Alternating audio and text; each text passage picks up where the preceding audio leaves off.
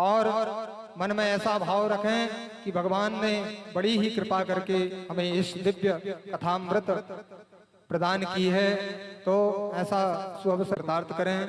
पूज्य आचार्य चरण श्री के हृदय में जो अज्ञान का अंधकार जमा हुआ है उसे ध्वस्त करें और भगवान की दिव्य कथा का प्राकट हमारे हृदय में करें।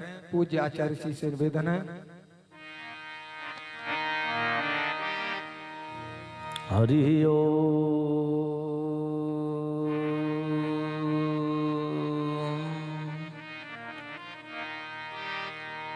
जय जय श्री राधा रमण।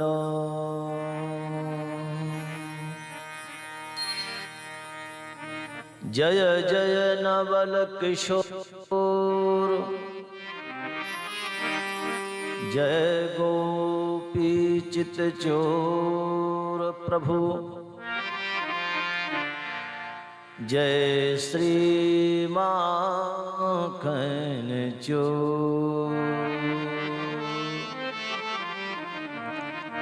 वंशी विभूषित करान नवनीरदाभात।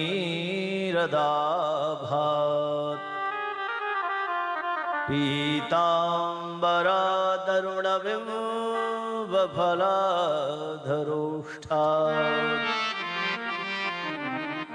पूर्णेन्दु सुंदर मुखा दरविंदनेत्रात्।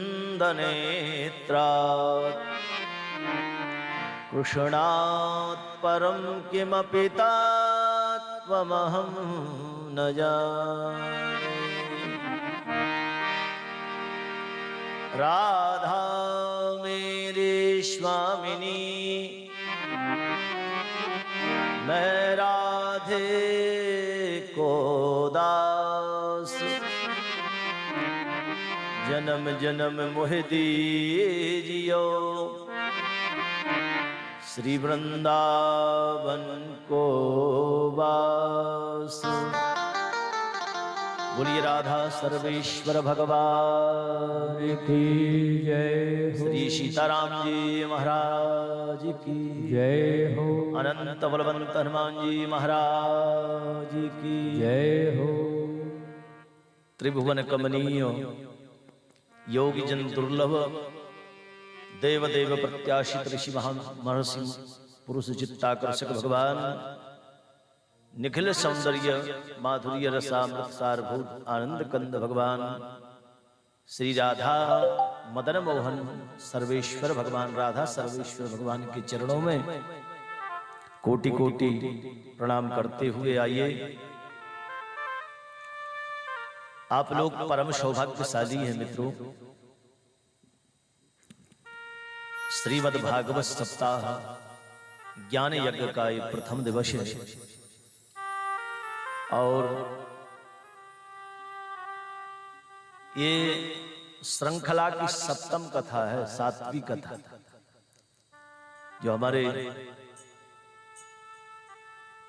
भदौरिया शाह पूरा भदौरिया परिवार पुलिस लाइन में भी महिला मंडल करता था और भदौरिया साहब वहां भी मुख्य रहा करते थे पूरे रूप से। और जब आप लोगों के बीच में आ गए तो उनका मन हुआ कि एक बार यहां भी हो जाए। यहां सब दूर हम मिलकर के बहुत आनंद के साथ ठाकुर की इस दिव्य कथा का आनंद लेना चाहते हैं। और देखिए आज वो पूरा संकल्प मूर्त रूप में आपने देखा है, इसलिए बहुत आप लोगों को सबको मंगल शुभकामनाएं। आप भगवान की दिव्य कृपा के पात्र बने। आइए बहुत आनंद के साथ हमारे सभी विद्वान आचार्य श्री सूर्यकांत जी शास्त्री, ब्रजेश जी, भरद्वाज जी जो भागवत के स्वयं एक अच्छे वक्ता हैं, श्याम शास्त्री जी और वृंदावन से आए हुए हमारे सभी मित्रगण, ओम जी हैं, भरत जी हैं, भैया हैं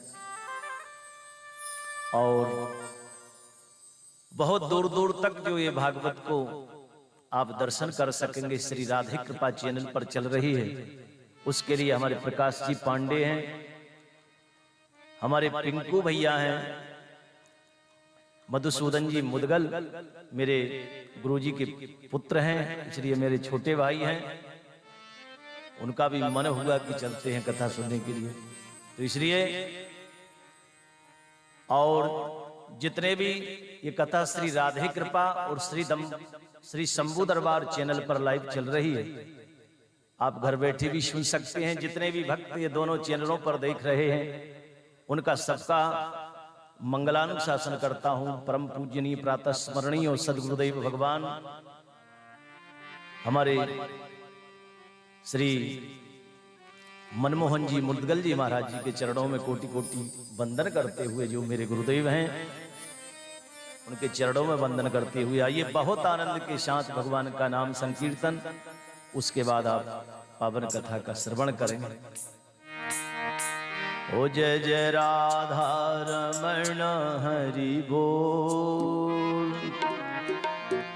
जय जय राधा रमण हरि बोल,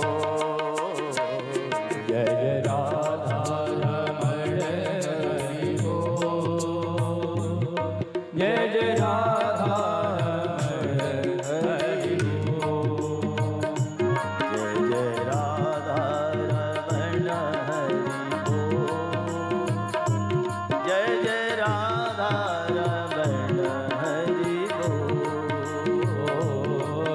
जय राधा रमण हरि बोल, जय जय राधा रमण हरि बोल, जय जय राधा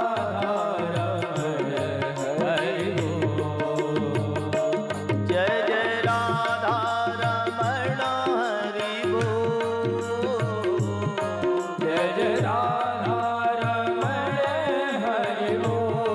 बोल, जय जय राधा रमण हरि बोल, जय जय राधा रमण हरि बोल, जय जय राधा रमण हरि बोल,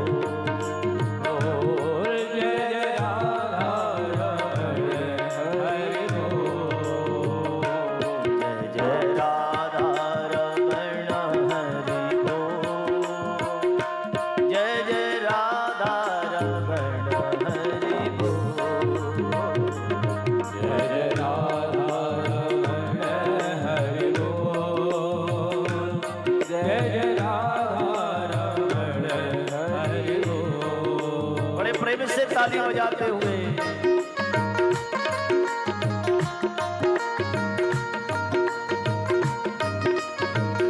राधे।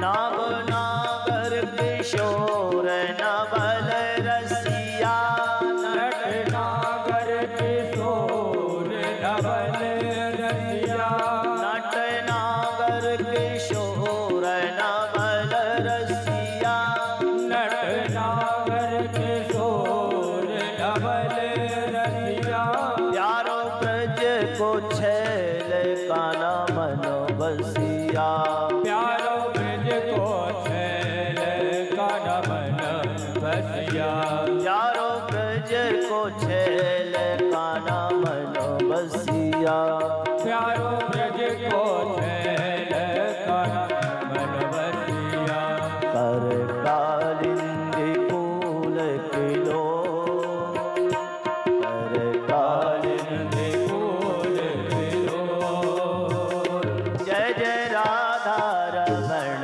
हरि बोल,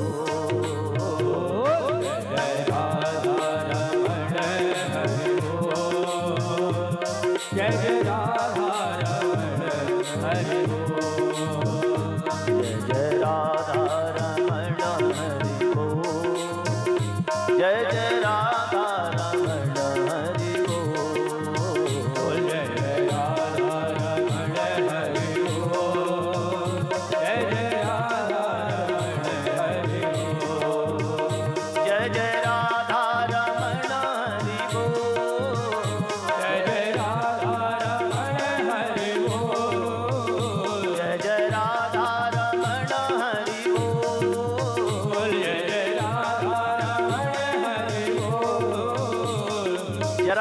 हाथ उठा करके जय जय राधा रमण हरि बोल जय जय राधा रमण हरि बोल जय जय राधा रमण हरि बोल जय जय राधा रमण हरि बोल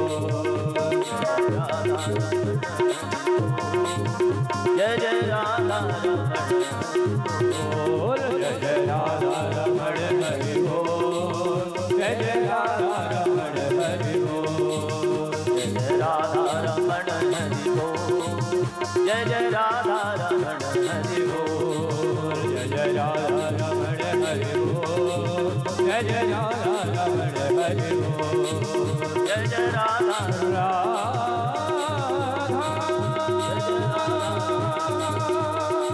जय जय राधा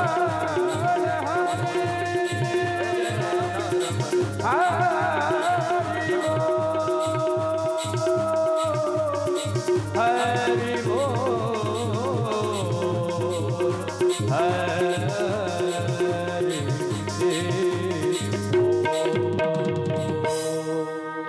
बोलिए राधा सर्वेश्वर भगवान की जय हो। प्यारे मित्रों, ये परम सौभाग्य हम सबका है कि भगवान की दिव्य कथा का रसस्वादन करें। 7 दिवस सप्त दिवसीय भगवान की पावन कथा का दर्शन करें। देखिए, ये जन्म जन्मांतरों के जब पुण्य उदय होते हैं, जब हमारे जीवन में भगवान कृपा करते हैं, तब ये सौभाग्य प्राप्त होता है। आप सब हम सब एक स्थान पर बैठ करके भगवान की पावन कथा का दर्शन करते हैं।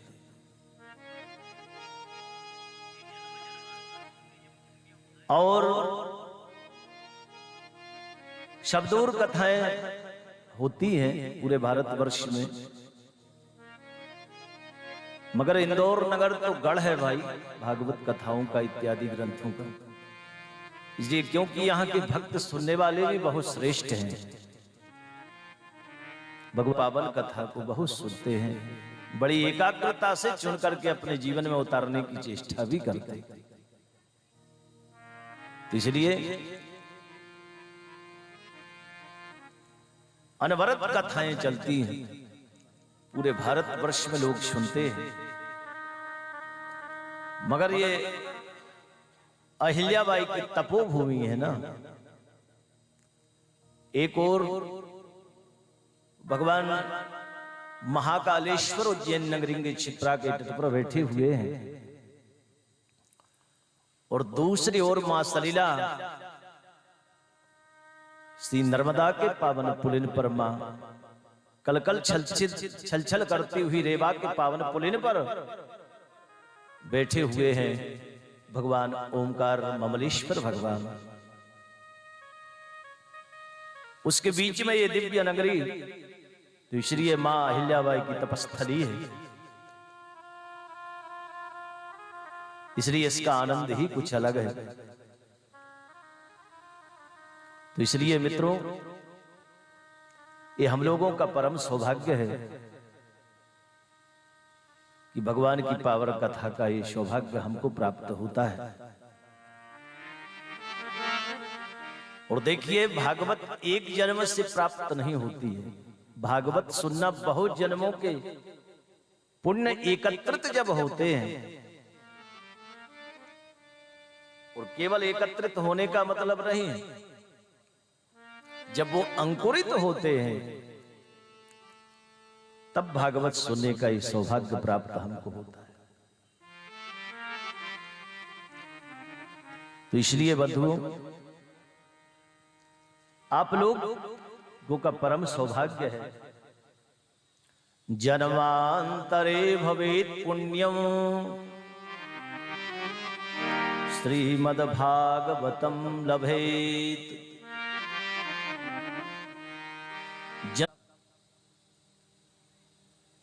आदमी का मन लगता हो, नहीं तो लाखों लोग हैं मगर सुनने वाले गिने चुने लोग हैं।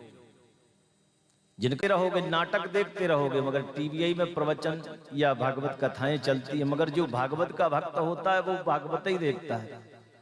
तो इसलिए ये भी परम सौभाग्य है कि भगवान कथा का सुनने का पुण्य हमको प्राप्त हो या सौभाग्य प्राप्त हो। इसलिए जन्मांतरे भवेत् पुण्यम श्रीमद्भागवतम लभेत्। बोलिए भागवत है ना।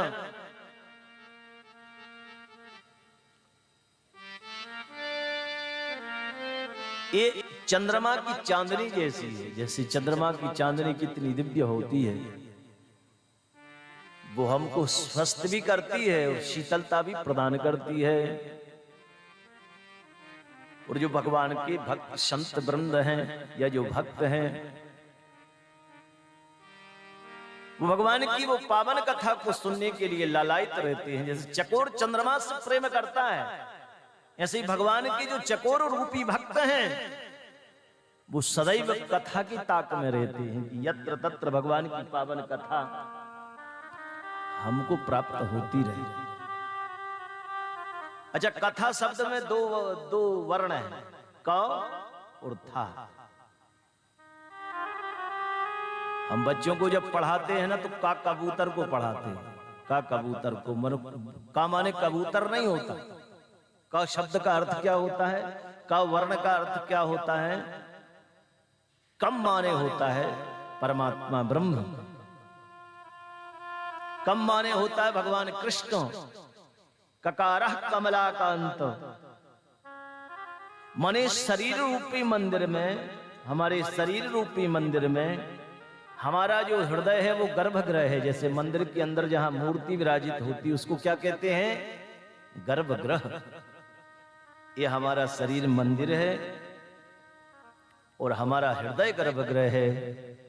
इसमें किसकी स्थापना करना है, कौन मूर्ति की स्थापना होगा, तो कथा जब सुनेंगे तो कृष्णम स्थापयेत स कथा, जो हमारे हृदय रूपी मंदिर में भगवान कृष्ण की स्थापना कर दे, भगवान राधा सर्वेश्वर की स्थापना कर दे, उसको कथा कहते हैं। बोलो श्रीमद् भागवत महापुराण की जय हो। इसलिए राम कथा के विषय में कहा है, राम कथा शशि किरण समाना, राम कथा शशि किरण समाना, संत चकोर करहि जेहि पाना, संत चकोर करहि जेहि पाना। राम कथा शशि किरण समाना,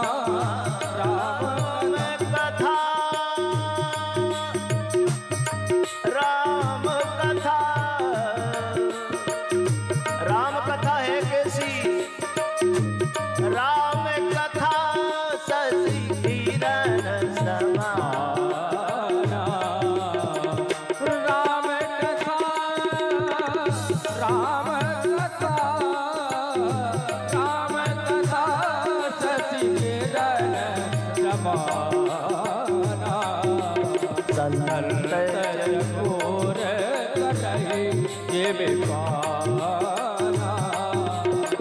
संत चकोर करहि जेहि पाना।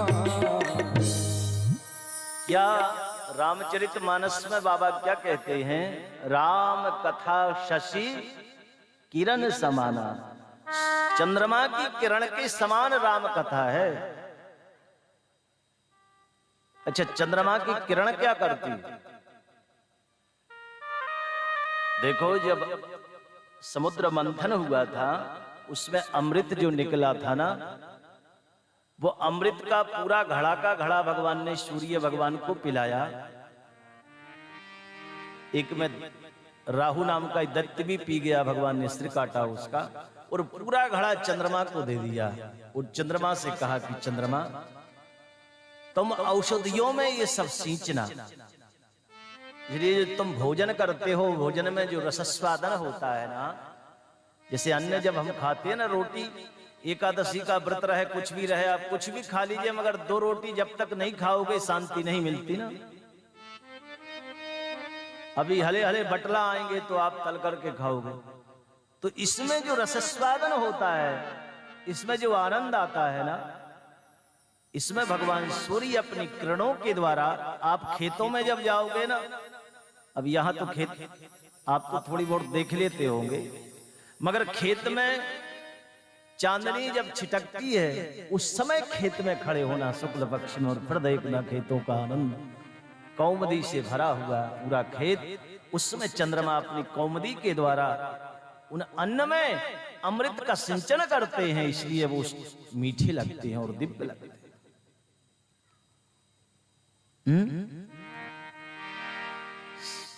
राम कथा सैसी। और भगवान के भक्त कौन है? बोले चकोर। और चकोर किससे प्रेम करता है? किससे करता है? चंद्रमा से। भगवान के जो भक्त हैं हम सब चकोर हैं, और भगवान कौन है? बोले कृष्ण चंद्र, वो चंद्रमा है, चंद्र के समान भगवान है। और जैसे चकोर एक एक टक निहारता है चंद्रमा को, क्योंकि वो चंद्रमा से प्रेम करता है, इसी प्रकार से भगवान के भक्त भगवान से प्रेम करते हैं, वो भगवान की कथा ही चाहते हैं। गोपियां तो कहती हैं गोविंद तुम ज्यादा अच्छे नहीं लगते, तुम्हारी कथा अच्छी लगती है। भगवान ने कहा क्यों ऐसा क्यों बोलती हो? बोले इसलिए बोलते हैं, गोपांगनाओं की बात बता रहा हूं। बोले तुम छोड़ करके भाग जाते हो, मगर तुम्हारी कथा छोड़ करके नहीं भागती। तब कथामृतम तप्त जीवनम कवि विरीडितम कल्मषापहम। तब कथामृतम तप्त जीवनम कवि विरीडितम कल्मषापहम।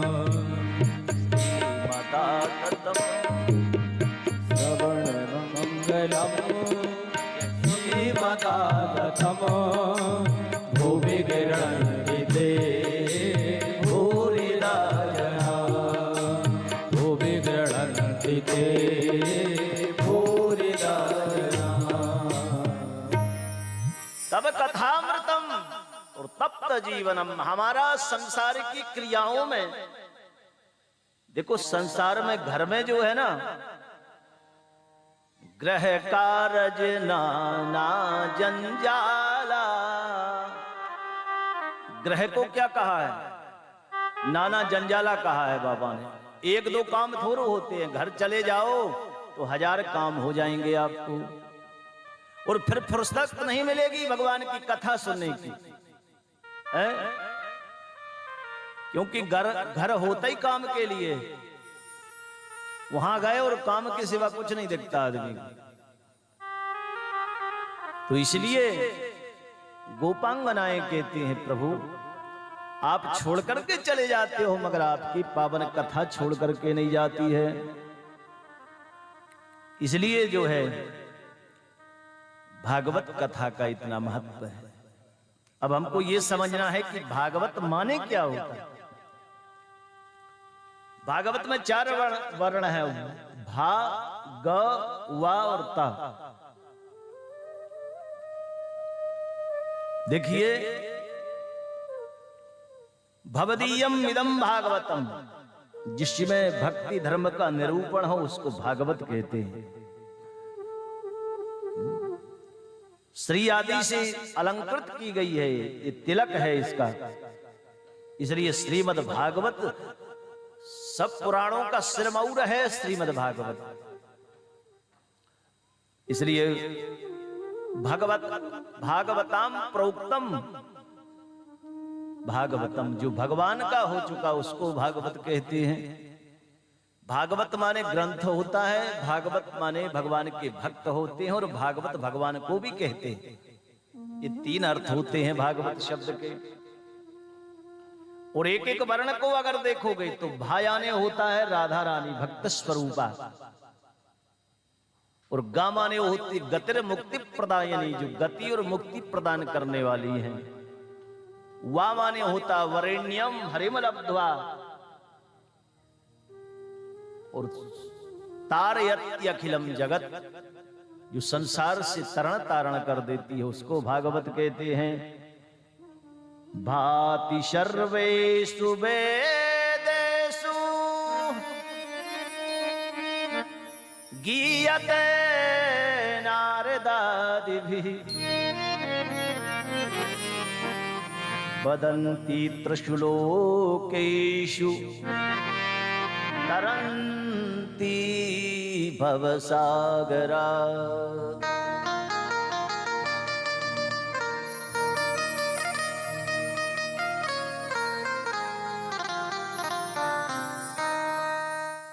इसलिए बंधु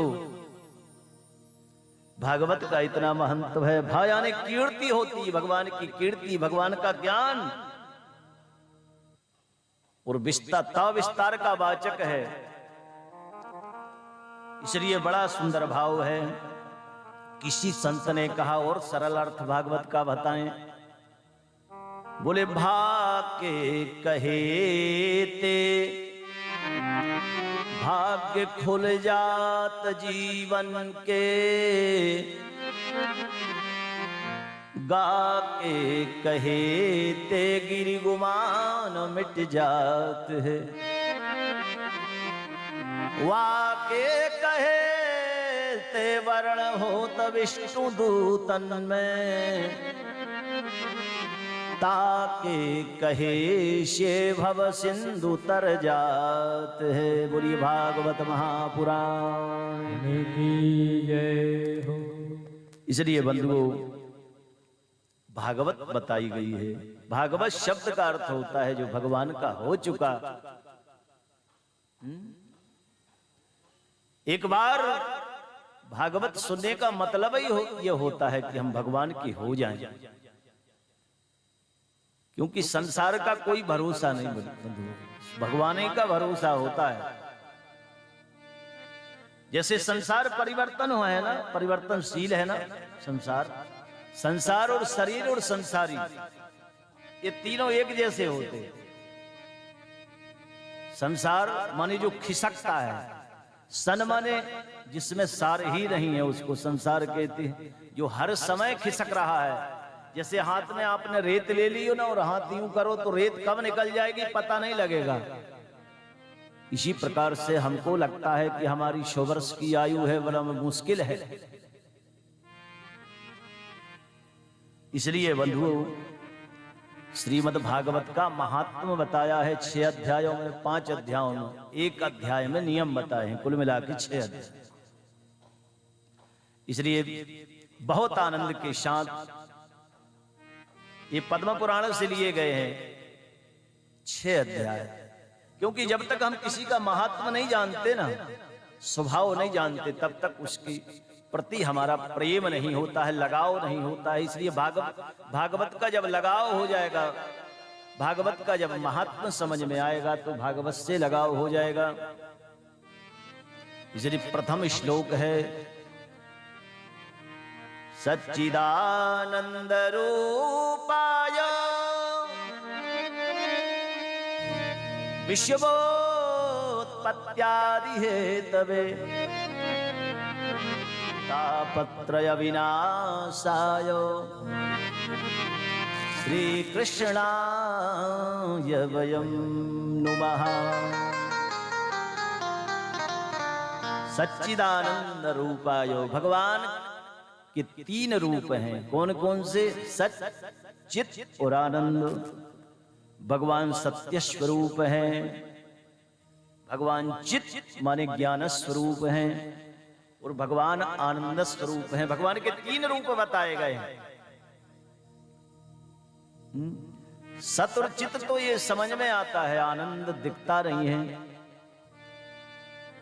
आनंद को खोजना पड़ता है, मथना पड़ता है, फिर आनंद समझ में आता है। जैसे कोई दूध में कहे कि घी है तो घी रहता है कि नहीं दूध में, मगर कोई कहे कि अभी बताओ कहां है तो दूध में से घी निकाल दोगे तुम? अरे भाई समय लगेगा ना। आप ये कहोगे कि रुको जरा, हमको 1-2 घंटे का समय। तो इसलिए जो है थोड़ा समय दीजिए हमको। सतचित तो समझ में आ जाता है, मगर भगवान का आनंद जल्दी समझ में नहीं आता। भगवान आनंद स्वरूप है, भगवान सच्चिदानंद स्वरूप हैं और विश्वोत्पत्त्यादि हेतवे, संसार की उत्पत्ति स्थिति और संहार के कारण हैं, हेतु हैं। तापत्रय विनाशाय श्री कृष्णाय वयं नुमः। ऐसे भगवान का जो ध्यान करेगा तो क्या होगा? बोले उसके जीवन में कभी कोई दुख ही नहीं होगा। तापत्रय, संसार में 3 प्रकार का दुख होता है। इसलिए आदमी ये सब कार्य करता है कि हमारे जीवन में किसी प्रकार का कोई दुख ना आवे। सुख चाहिए हर आदमी को और इसलिए वो पूरे कार्य करता है सुख प्राप्ति के लिए। मगर आदमी इतना प्रयास करने के बाद भी दुख कब आ जाता है उसके जीवन में पता नहीं रहता उसको है। इसलिए आदमी चाहता है कि हमारे जीवन में अनलिमिटेड सुख होना चाहिए, दुख बिल्कुल ना आए हमारे जीवन में। हर आदमी चाहता है, इसका प्रयास करता है, मगर संसार में उसका सफल प्रयास नहीं होता। भगवान की कथा में हो जाता है। भगवान की कथा सुनेंगे या भगवान की भक्ति करेंगे तो निश्चित है कि दुख तुम्हारा कुछ नहीं बिगाड़ पाएगा। इसलिए बंधु, तापत्रय विनाशाय, आदि दैविक, आदि भौतिक और आध्यात्मिक के 3 प्रकार का दुख है, समझ लो। और कोई चौथा दुख नहीं है संसार में। देवताओं के द्वारा प्रदत्त दुख, प्रकृति के द्वारा प्रदत्त दुख और मन के द्वारा। जैसे अभी कोरोना हो गया था ना, ये प्राकृतिक दुख है। ये वायु में कुछ ऐसा वायरस मिल गया जिसके कारण हमको ये तकलीफ शुरू हो गई। ये प्राकृतिक दुख है कि नहीं? अब आप लोगों ने भोगा है, हमने सबने भोगा है, तो पता है कि कोरोना काल क्या था। तो इसको प्राकृतिक दुख कहते हैं। एक मानसिक दुख भी होता है, आध्यात्मिक दुख जिसको कहते हैं कि जैसे तुम्हारा मन, चलो कि आज कथा में चलते हैं, आज कथा सुनेंगे भगवान की। यहां तक तो आ गए, मगर अब मन नहीं लग रहा है कि घर में ऐसा तो नहीं कोई ताला तोड़ ले जाए, ऐसा तो नहीं कि ताला खुला ही रह गया हो। मन कुछ ना कुछ कल्पना ऐसी करेगा कि तुम्हारा मन, अच्छा तुम घर जाकर के देखोगी तो ताला भी लगा है, कोई भी नहीं है, सब सुरक्षित है, फिर तुम कहोगे कि लो। तो मन परेशान करता है। ये मन जो है ना, यही तो करता है, वो भजन नहीं करने देता। भजन जब करोगे ना तो वैसे ही कुछ ना सोचो तुम। अरे हार है मन के जीते जीत, ये मन ही बंधु संसार में फंसा देता है। इसलिए मन एक बार प्रभु की कथा में लग जाए ना तो सब भूल जाता है मन, क्योंकि भगवान की कथा ही ऐसी है। इसलिए भगवान आनंद स्वरूप हैं। रामचरितमानस में उसी को कहा। जैसे बाबा नंद बाबा के यहाँ, मैया यशोदा के यहाँ लाला को जन्म भयो, तो वहां सबने क्या गाया? नंद घरा नंद भयो, जय कन्हैया लाल की। अरे नंद घरा नंद भयो, जय कन्हैया लाल की। नंद घरा नंद भयो, जय हो गोपाल की। अरे नंद घरा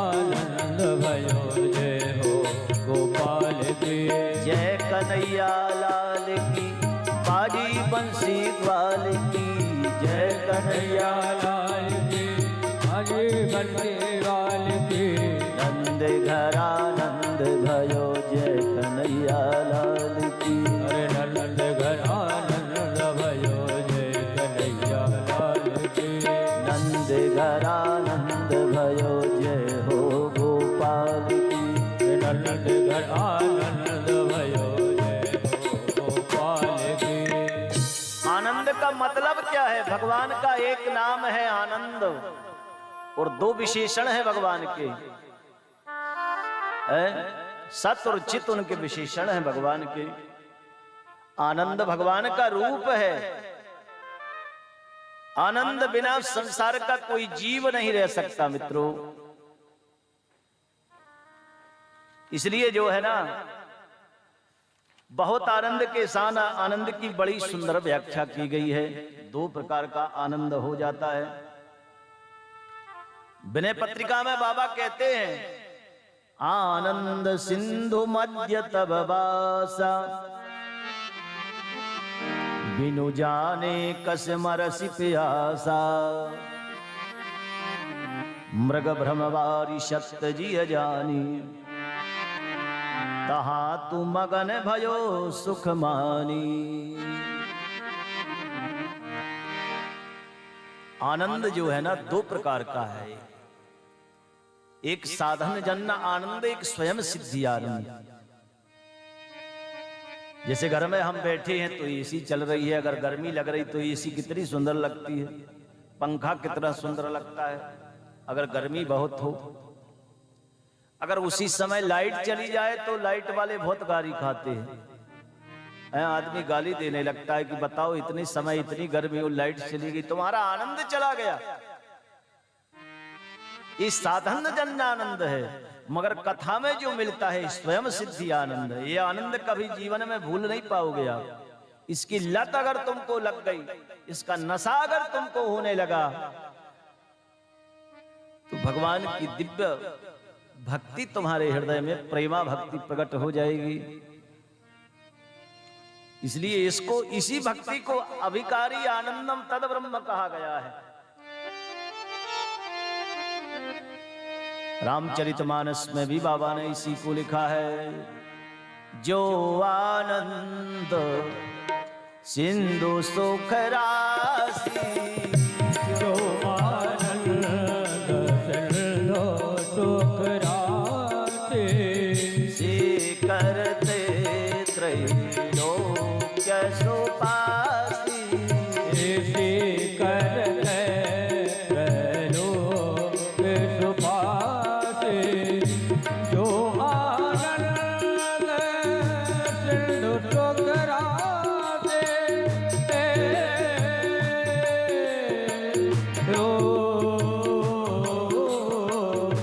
जो आनंद सिंधु सुख राशि, से करते त्रैलोक्य सुपासी। से करते त्रैलोक्य सुपासी। जो आनंद सिंधु सुख राशि, भगवान आनंद स्वरूप है, सो सुख धाम। भगवान क्या है? सुख के धाम। सो सुख धाम राम यस नामा, सकल लोकदायक विश्राम।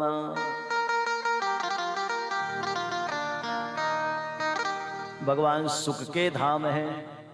अगर इसका मतलब क्या हुआ, अगर हम जीवन में सुख चाहते हैं तो हमको भगवान की कथा से जुड़ना पड़ेगा। अनलिमिटेड सुख चाहते हैं तो दुनिया की चीजों में तुम उपभोग करके देख लेना, उनमें सुख नहीं है, सुख तुम्हारे अंदर है।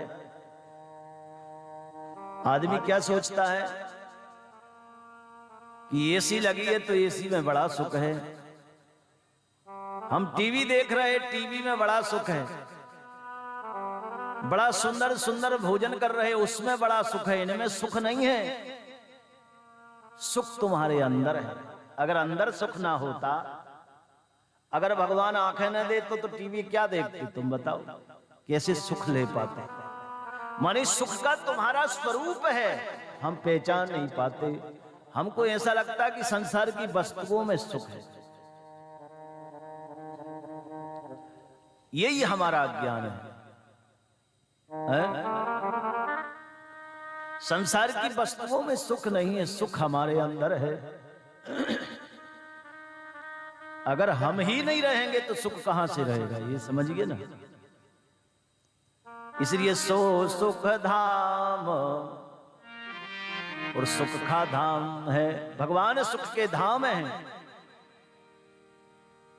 तो इसलिए जो है बंधुओं, जीवन में हम सुख चाहते हैं तो संसार की वस्तुओं से उपभोग तो करना चाहिए उनका, मगर उनसे लगाव नहीं होना चाहिए।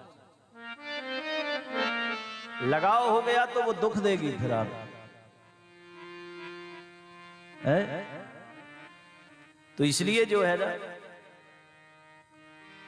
जैसे कोई नशा करता है ना तो गैर नशा के नहीं रह पाता, उसको तो वो नशा पूर्ण होना चाहिए। इसी प्रकार से सुख का नशा होता है, संसार की सुख का, मगर भगवान की कथा के सुख का नशा जिसको हो गया वो हमारे हृदय में बसता है वो सुख। जैसे मृग होता है ना, उसकी नाभि में कस्तूरी होता है, आपको पता है? कस्तूरी जो होती है ना वो कहां पाई जाती है? मृग की नाभि में। और उसकी खुशबू बहुत होती जाती थी, शिकार खेली जाती तो कोई मृग मारता था तो उसकी नाभि से वो ग्रंथि होती है, वो ग्रंथि आदमी अपने जेब में डाले रहता तो बड़ी खुशबू आती थी आदमी जहां बैठता था। ठीक इसी प्रकार से कस्तूरी कुंडल बसे मृग ढूंढे बन माही, ऐसे घट घट राम है दुनिया देखत ना।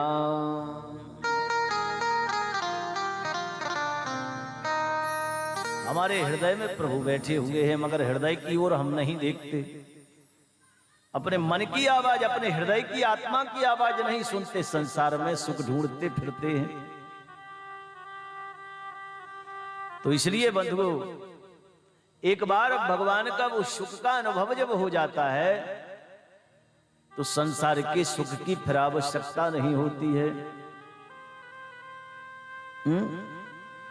इसलिए बंधुओं, बहुत आनंद के साथ भगवान सुख स्वरूप है। बोलो वृंदा विपिन बिहारी लाल की जय। इसलिए सोई सुख धाम राम यस नामा, सोई सुख धाम राम यस नामा, सकल लोक विरामा, सकल लोक दायक विरामा।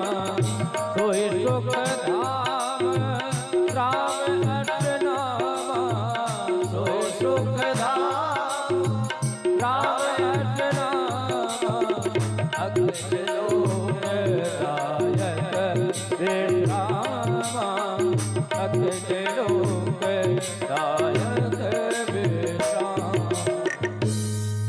बोलो वृंदा विपिन बिहारी लाल की जय हो। आपको एक एक बात को समझ में आ रही ना, पूरी बातें, क्योंकि ये बातें समझना बहुत जरूरी है। आजकल वक्ता क्या है, उल्टी सीधी चीजें ज्यादा सुना रहा है, जो मेन भागवत है ना वो नहीं सुना रहा है। ऐसा करोगे तो ऐसा हो जाएगा, ऐसा करोगे तो ऐसा हो जाएगा, कुछ नहीं होने वाला। भजन करोगे तो सब ठीक हो जाएगा। करते रहोगे जो भजन धीरे धीरे, एक काम करो बस, दुनिया का काम छोड़कर एक काम करोगे ना तो सब काम सुधर जाएंगे। सब करते रहोगे। जैसे अगर हमको कुआं खोदना है तो पूरे खेत में हम कुदारी मारते रहें तो कुआं खोदेगा जीवन भर? नहीं नहीं, एक निश्चित स्थान बनाओ कि हमें इसी स्थान पर कुदारी मारना है और माटी बाहर निकालना, एक दिन कुआं खुद जाएगा। तो इसलिए केवल एक काम करें हम, ज्यादा करने की आवश्यकता नहीं है। क्या करते रहोगे जो भजन धीरे धीरे, तो मिल जाएगा वो सजन धीरे धीरे। करते रहोगे जो भजन धीरे धीरे, तो मिल जाएगा वो सजन धीरे धीरे। करते रहोगे भजन धीरे धीरे, ताली में कंजूसी मत करो। तो मिल जाएगा वो सजन धीरे धीरे। राधा रमण सरकार की जीवन में एक काम किया जाए, ज्यादा ना करके एक ही।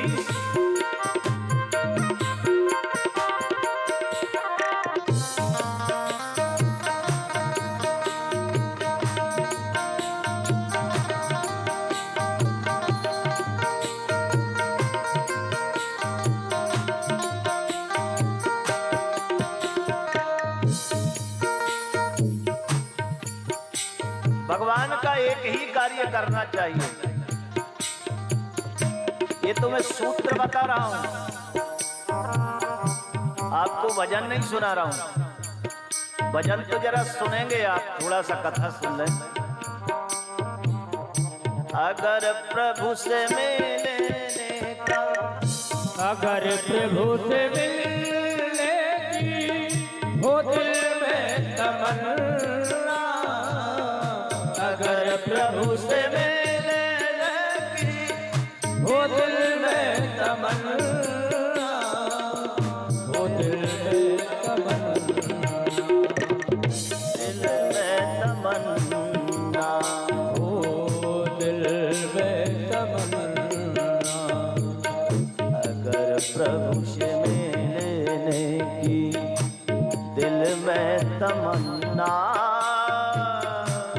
अगर प्रभु से मिलने की हो दिल में तमन्ना, तो करो आठों यामों भजन धीरे धीरे।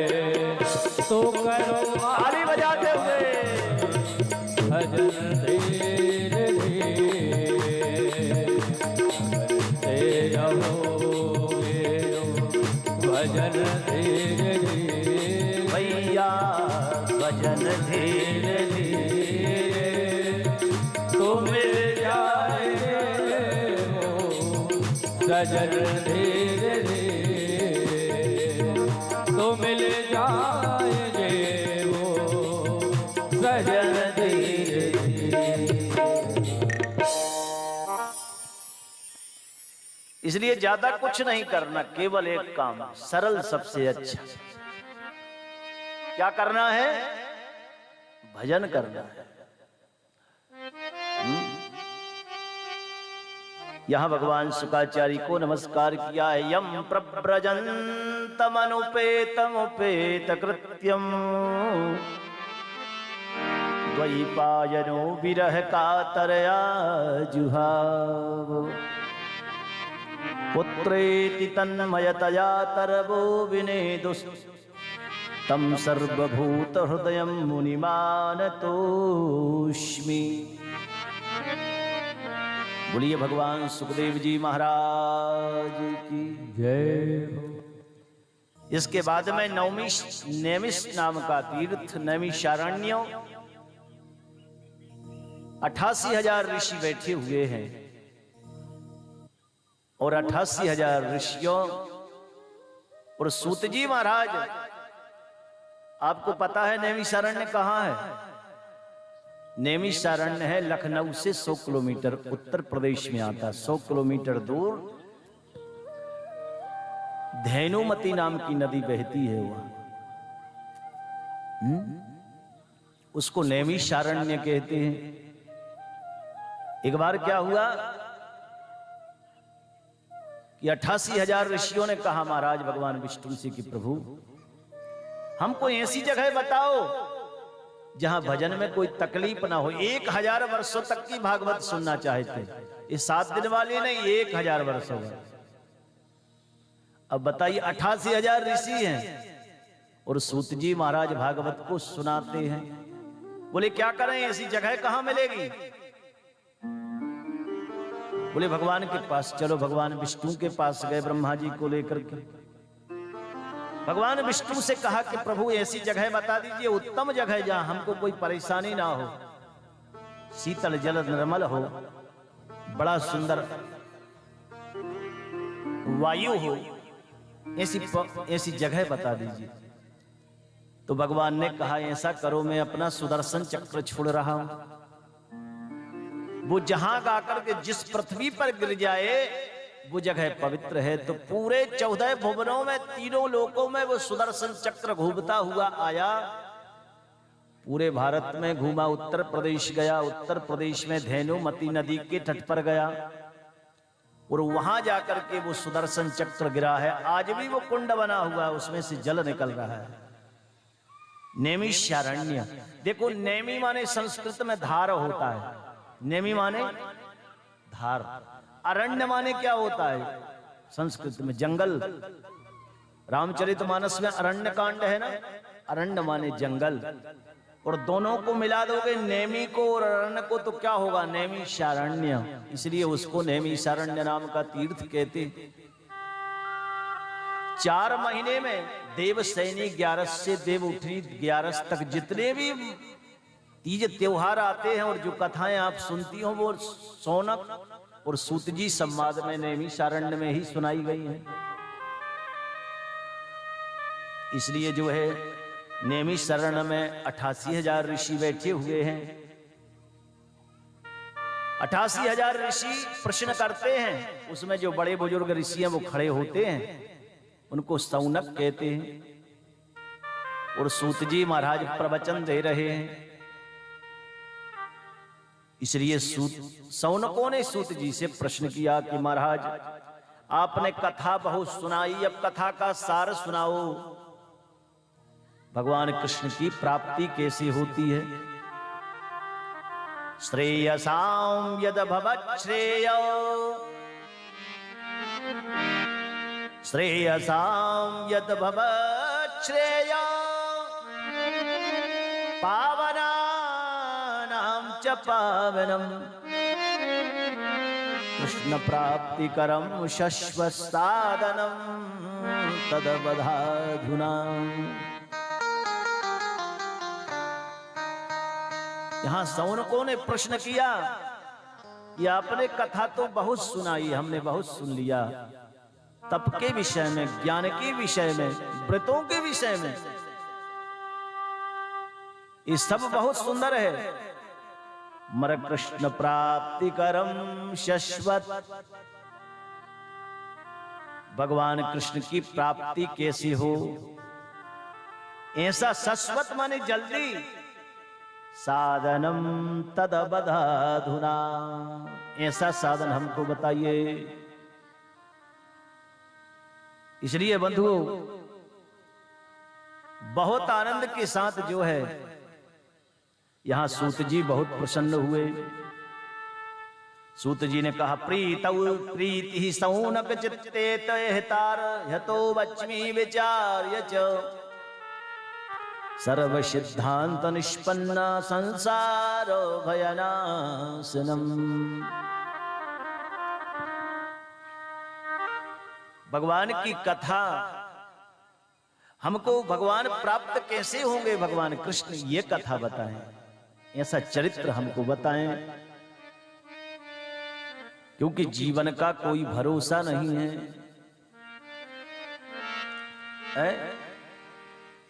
काल व्याल मुखग्रास